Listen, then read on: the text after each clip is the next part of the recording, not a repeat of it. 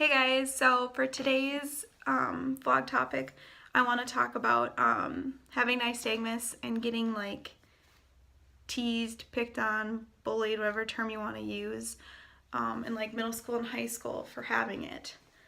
So I'm just going to go with my personal experience, I guess. So I first noticed they're like being picked on or teased or like hearing the kids comment about my nystagmus or vision and stuff probably in like 5th grade, 6th grade, maybe like junior high. I don't know if it's because I just didn't catch on to it in elementary school or if they didn't understand my condition so they weren't picking on me yet or what, but I just really remember it starting like junior high. Some of the things that they would say would be like, for example, I took my like tests and exams and stuff in a different classroom because it took me longer to read because of my eye movement and I needed large font books because of the visual impairment. And whenever I would go to do that, they'd be like, oh, she's gonna go get the answers now. It must be so easy to be her, stuff like that.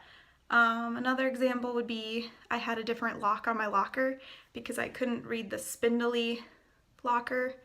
So I had one that had like push pins that you'd push over. I got teased for that, so then I just eventually took it off and suffered with the spindle lock like this close to my face, and then they'd pick on me for that, so it was a lose-lose situation. Other times would be like in class when you'd have to read out loud and I'd be, super slow at it and like stumbling on the words because I read slower. They'd make fun of me for that, like, oh, she can't even read, blah, blah, blah. Listen to her stumble. And the only other one that I can really like think of was like I remember making the dance team in high school and like cheerleading in middle school and then be like, oh, who let the freak on the dance team? She's not even gonna be able to cheer or dance or do anything with her eyes like that. Yeah. Hard stuff.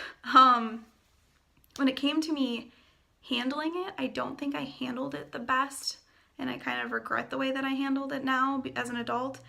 At first I told my mom and my mom, talked to the school, and then the school counselor talked to me. This was like 6th grade, and she was like, oh, you must be understood. Those kids are good kids. They would never say stuff like that. You must just be misunderstood. I was like, no, not really. Okay, well, this did not work. So from then on, I just ignored everything they said or pretended like I couldn't hear them, which is extremely hard when they're like sitting in the desk behind you, like making fun of you and your large font book when you're sitting there acting like you can't hear them. But I didn't know how else to handle it. I was too afraid to confront them on it, and I kind of thought in my mind, they want to see my reaction. They want to see me cry or get upset with what they're saying. So maybe if I just act like I can't hear them or, I'm just ignoring them, they'll stop. I mean, it kind of worked. They weren't picking on me like all the time, but anytime, I'd have to get up, like I said, in front of the class or anything, I definitely could hear them picking on me. But, like I said, looking back at it now, part of me is like, you should have stood up for yourself and like, done that. Maybe it would have gotten better results. Another part of me is like, you can't go back, so you handled it the best way you could at the time, with not having the confidence to stand up for yourself. So, yeah. Now looking at it as an adult, I guess I understood why they picked on me. When you're in middle school and high school, you're very insecure and everyone's picking on each other and you want to be the kid that fits in and is cool, so, that's, I think, why they picked on me, because I had something I couldn't control and I was different because of it. So I know like why they did it. It doesn't make it okay, obviously not. But it has made, looking at this in a bright way, it has made me a much, I think all in all, a better person. It's made me a stronger person.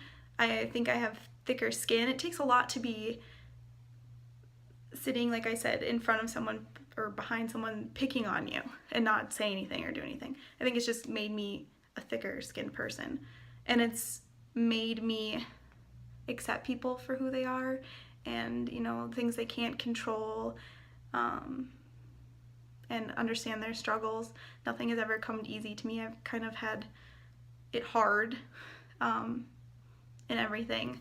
So I just think all in all, it's made me a better person, and that's the way I need to look at it. I don't need to, you know, be like, oh, poor me, I got, you know, teased or whatever. Yeah, I'm happy with my life the way it is now. It's made me who I am. And having nystagmus is not the worst thing in the world, guys. It could be way worse. So just try and look at it positively. The whole reason I wanted to make this video is because I remember being, you know, 12, 14, 16, and wishing I had someone who I could talk to about my condition and how to handle the being picked on. And there wasn't, you know, that was the early 2000s. There wasn't, social media was not the way it is now, and there was just nothing like that. So that was my whole goal of making this video, was to hope that people could comment down below and be like, yeah, I had this experience, this is how I handled it, and I had this experience, this is how I handled it, and I wish I would have done this instead.